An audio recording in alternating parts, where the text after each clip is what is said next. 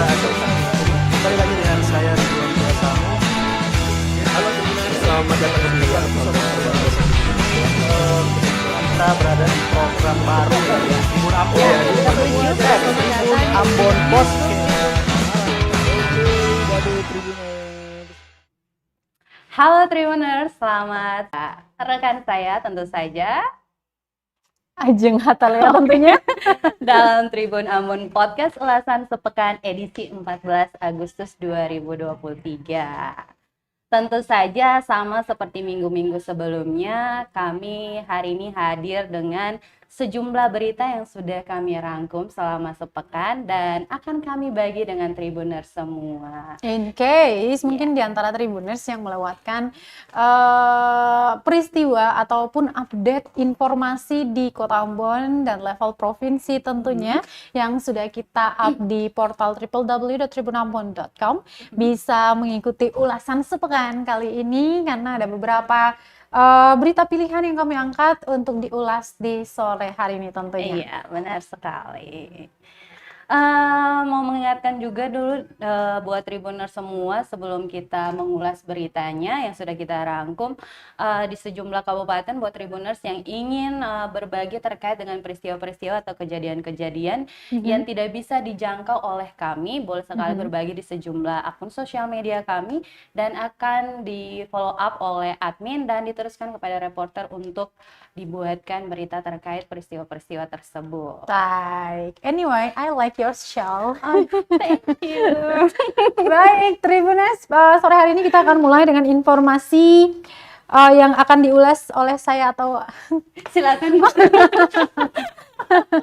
baik Tribuners, kalau dia pasti ya belakangan ini di sekitar Juli kemarin ya, kita Kota Ambon, Provinsi Maluku, bahkan peristiwa ini tuh dibahas sampai di tingkat nasional. Tak jarang juga media-media nasional yang turut meliput terkait dengan kasus ini yang melibatkan anak dari Ketua DPRD Kota Ambon Enito Isuta yang berinisial AT ya, usianya 25 tahun, yang terlibat dalam kasus penganiayaan yang menyebabkan anak muda di Ambon itu tewas, begitu ya. Dan perkembangan kasusnya di kepolisian sampai saat ini itu banyak banget dramanya dan tentunya sudah diikuti juga ya beberapa pekan terakhir ini, yang mana ada beberapa pasal yang kemudian dikenakan sebagai ancaman atau ancaman sanksi bagi si AT yang menjadi pelaku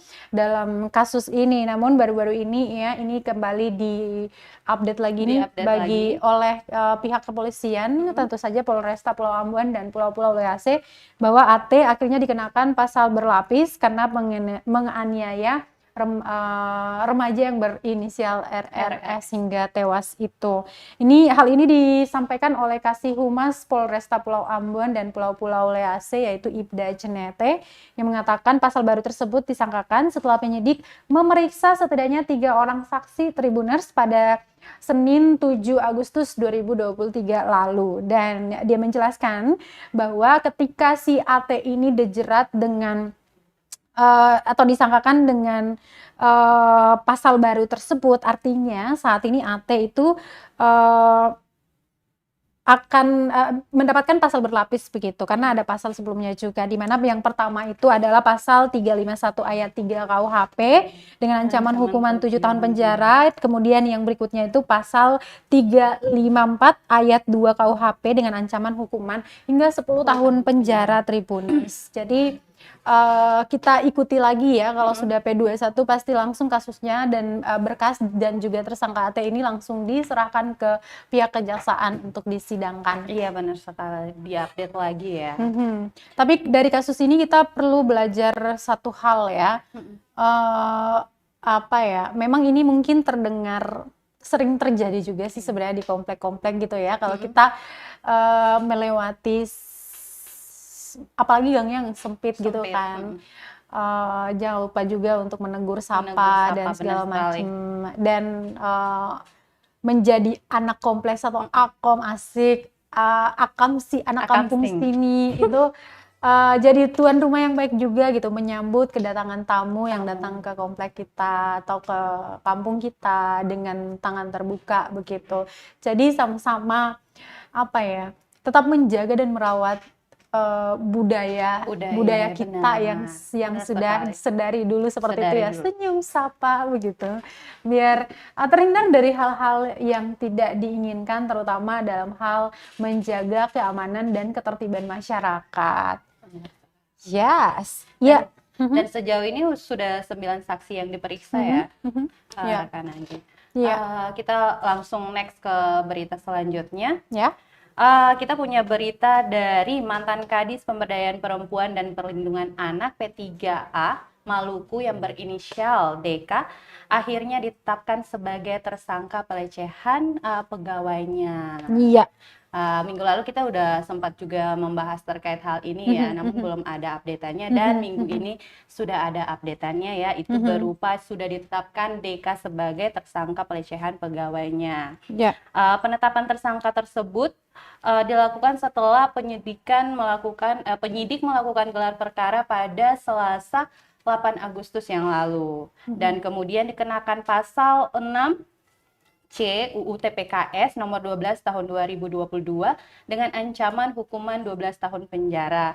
Namun saat ini DK belum ditahan karena penyidik baru saja selesai menggelar perkaranya. Baik. Ajeng. Iya, kasus ini juga mengundang banyak perhatian dari publik begitu ya, terutama aktivis perempuan dan perlindungan anak yang mendorong aparat penegak hukum agar menindak ataupun menyelidiki terkait dengan laporan yang kasus yang dialami oleh seorang bawahan dari David Katayane ini, yang merupakan mantan Kadis P3A ya, yang saat itu masih menjabat sebagai kepala dinas, dan mereka memang mendorong agar benar-benar apa yang sudah menjadi larangan dalam undang-undang tindak pidana kekerasan seksual itu diimplementasikan agar korban ini mendapatkan,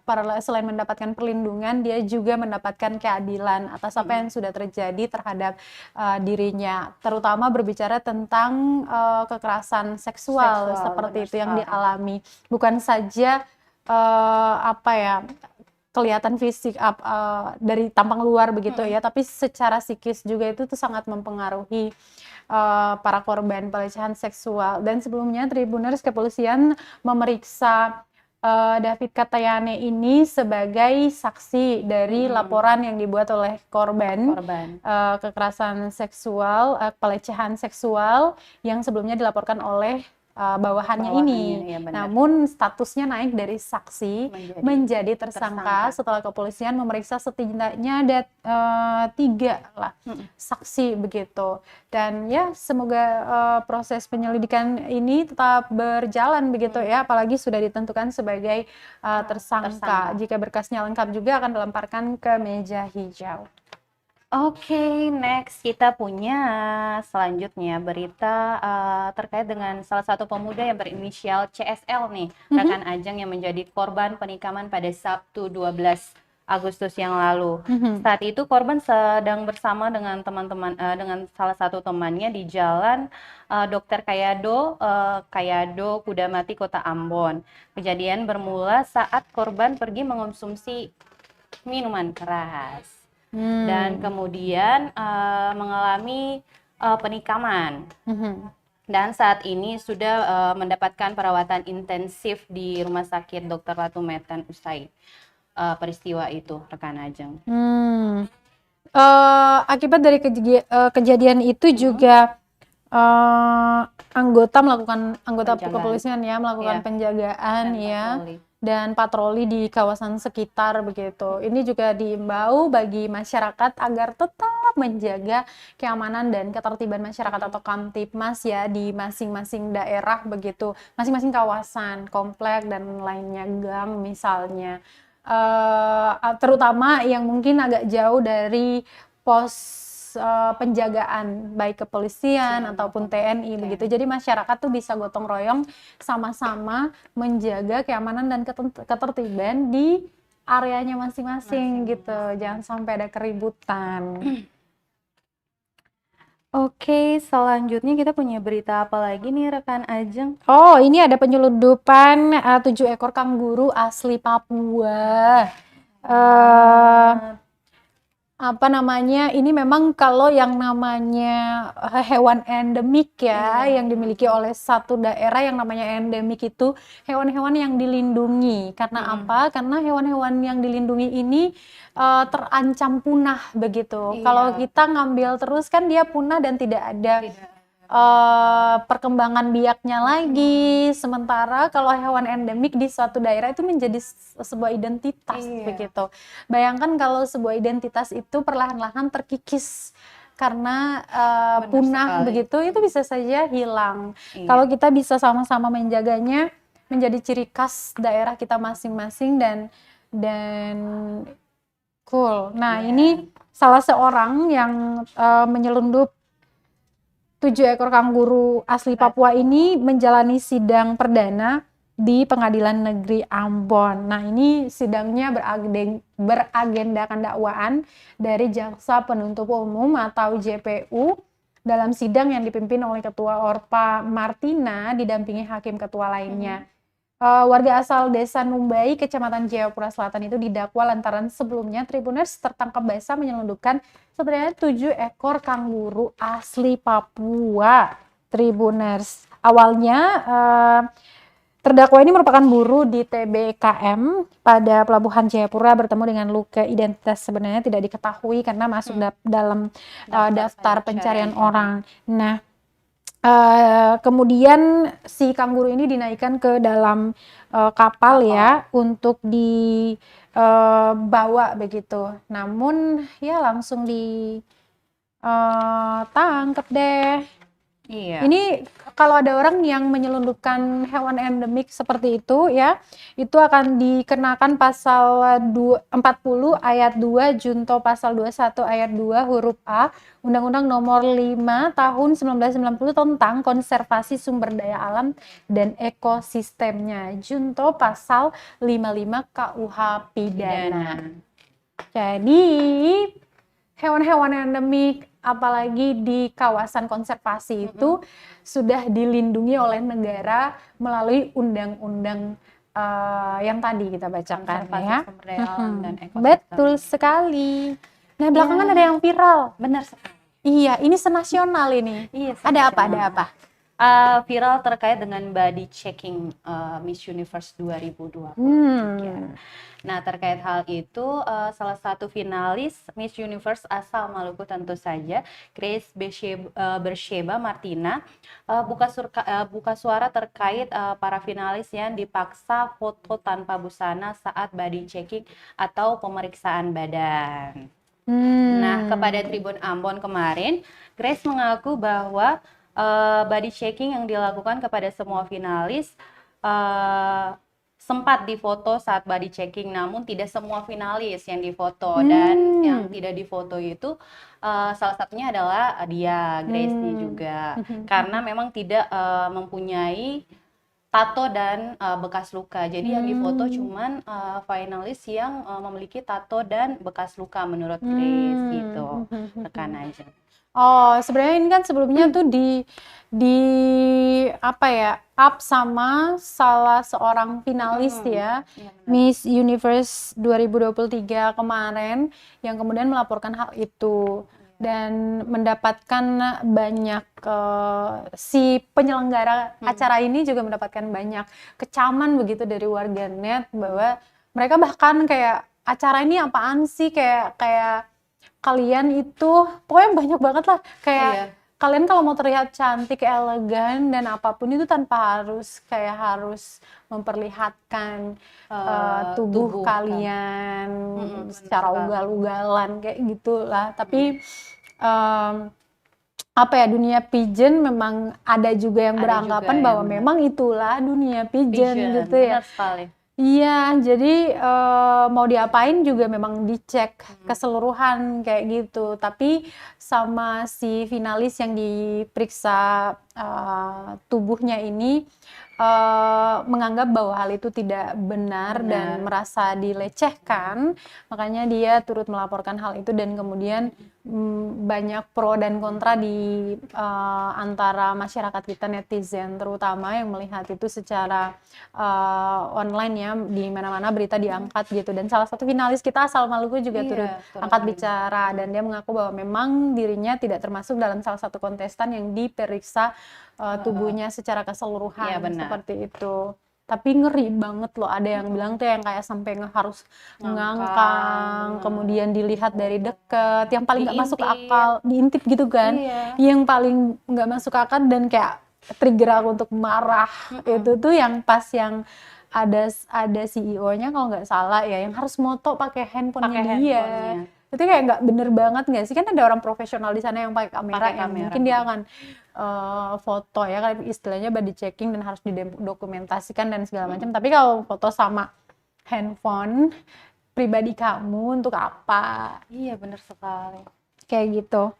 Ya udah deh, kita tinggalkan saja berita tentang body checking Miss Universe 2023 tadi.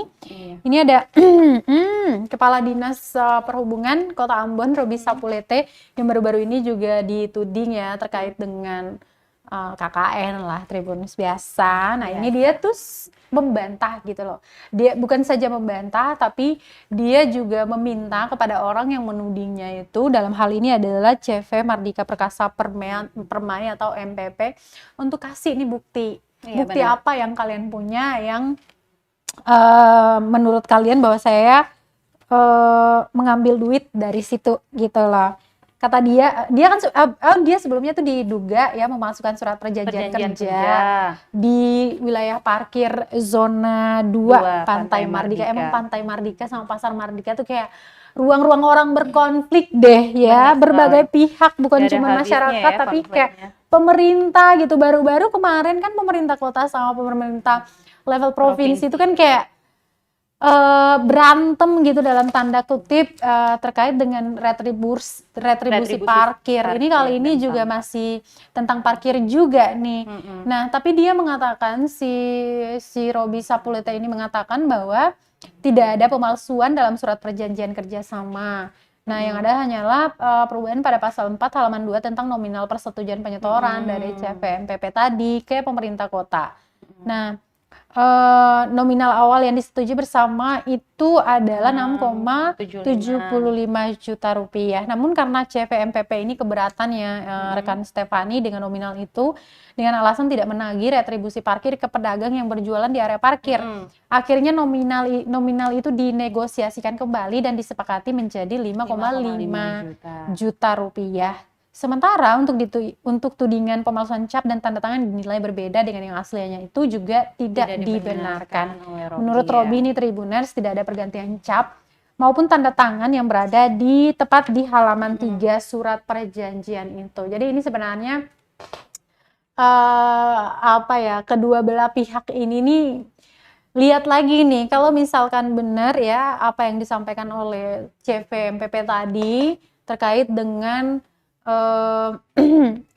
pemalsuan dokumen dan segala macam, ya seperti kata Roby, tunjukkan bukti gitu loh. Kalau udah ada bukti, nah udah tuh kena tuh. Oke. Minggu lalu sempat terjadi kebakaran di Desa Poka. Namun masih dugaan sementara penyebab kebakaran tersebut akibat puntung rokok. Nah, kebakaran tersebut ini merupakan kebakaran bangkai kapal Mina Cendikia yang berada di Desa Poka. Yang tepatnya di Tanjung Martapons ya. Itu emang kemarin sempat heboh juga sih, karena kalau kita kan dari sini kelihatan ya kayak ada asap hitam yang sudah mengawan di JMP sana ya. Untungnya personel kita langsung turun ke lapangan dan mengeceknya. Perkembangan seperti apa? Upaya pemadaman dikerahkan oleh 5 unit damkar dan diketahui bahwa kapal Mina Cendikia ini tidak lagi beroperasi mengalami kebakaran di kawasan Tanjung Martafons. Jadi kapal ini sudah tidak lagi Beroperasi gitu ya. ya. Oh iya ya, karena memang ada banyak juga sih kayak kapal-kapal yang sudah tidak beroperasi ya, tapi masih parkir di Teluk Ambon gitu. Mungkin ini salah satunya Ya. kapal yang tidak beroperasi ini yang terbakar kemarin, Tribuners. Oke. Oke, ini para Tribuners ya yang ada di Kota Ambon nih pasti udah ramai banget di berita terbaru kami yang Iya. sudah di-up beberapa hari lalu di Instagram ataupun di portal kami. Karena apa? Kita kalau ada sesuatu yang baru-baru gitu ya pasti akan pengen dateng gitu loh. Ya kita jauh pengen dateng ya. Di mana kapan? lagi, kapan gitu ya. Kalau bukan di Pantai Pantai Wainitu. Nah, memang pantai ini nih sudah digadang-gadang sama pemerintah Kota Ambon untuk dioptimalkan gitu ya. Biar operasionalnya itu bisa menjadi satu destinasi wisata di Kota Ambon dan juga menjadi pilihan baru juga bagi masyarakat Kota Ambon yang ingin menghilangkan penat mungkin, ingin jalan-jalan bareng keluarga kayak cocok banget karena di sana tuh banyak fasilitas yang ditawarkan. Yang saya lihat itu ada juga tuh apa ya, permainan air, fasilitas di air gitu ya, kayak olahraga. Apa sih yang kayak di pedal gitu loh? Sepeda air ya? Sepeda air. Iya bener, sepeda air. Itu keren banget kan kalau bareng pasangan gitu ya. Dan katanya sepeda air itu hanya ada 2 di Indonesia dan salah satunya di Pantai Wainitu. Oh, keren. Jadi ya kalian harus coba ya, karena kebetulan cuma ada 2, satunya lagi kalau kalian mau kemana gitu kan, satunya ada di Ambon. Jadi langsung ke sana saja, Tribuners. Murah juga kalau mau menyewa sepeda Berapa? hanya 25.000 per 20 menit. Really? Dan sepeda 1 menitnya 1.000. 25.000 Oh, per oke. 20 menit Oke. yang bisa dinaiki oleh 2 orang. Wah, cuman 10.000 udah cerita satu bab itu di atas air gitu ya. Kita udah bisa bikin Sekali-sekali live di sana kali ya. boleh kali ya. Kemarin reporter kita live nggak sih? Kayaknya live sih. Oh, pasti Karena ya. Bodewin Watimena sempat ke sana juga kan. Ya, betul sekali. Oke, next kita punya berita terakhir nih rekan Ajeng. Ya. Salah satu penulis novel terkenal dari yang terkenal dengan nama Terelie. mengunjungi Gramedia Ambon untuk kedua kalinya. Banyak sekali yang menyaksikan penulis buku serial novel Bumi itu membagikan perjalanan berkarirnya bagi para penggemar buku-bukunya yang juga dikasih kesempatan untuk bertanya apapun tentang dirinya dan juga anak-anaknya di sana. Kemarin tanggal hari Minggu tanggal 13 Agustus 2023. Nah, kedatangannya itu juga bersamaan dengan pengumuman perilisan buku terbaru yang akan rilis pada tanggal 17 Agustus nanti. Dan kemudian dia juga berharap agar kedepannya para pengarang akan semakin banyak yang mengunjungi Gramedia dan juga berbagai cerita demi mengembangkan literasi di Maluku. Baik, Tribuners, berita tadi sekaligus menutup perjumpaan kita ya di tab redaksi. Ulasan sepekan pada sore hari ini kalian harus banget ya update semua informasi yang ada di Kota Ambon dan Provinsi Maluku nasional bahkan internasional yang kita update di www.tribunambon.com karena bukan sekedar memenuhi keinginan tahuan kalian tentang segala sesuatu yang terjadi, tapi juga membuka wawasan kita karena kita bisa mengcover berbagai informasi yang terjadi dan ini juga bisa menjadi pembelajaran juga buat kita jika ingin melakukan sesuatu tentunya ya. Kalau seandainya Tribuners yang ingin mengirimkan informasi terkait dengan peristiwa yang terjadi di daerah yang tidak bisa kita jangkau karena kita punya 11 kabupaten kota, Gimana caranya? Silakan langsung berbagi ke sejumlah akun sosial media kami. Ada Instagram, Facebook, Twitter juga, dan lain sebagainya. Dan akan di-follow up oleh admin, kemudian diteruskan ke reporter. Baik, Tribuners, terima kasih sekali lagi. Kita akan jumpa di ulasan sepekan minggu depan tentunya dengan saya Ajeng Hatalia. Dan saya Stefani Manuhutu. Tim redaksi yang bertugas mengucapkan terima kasih. Amato. Terima kasih sudah nonton. Jangan lupa like, subscribe, dan share ya.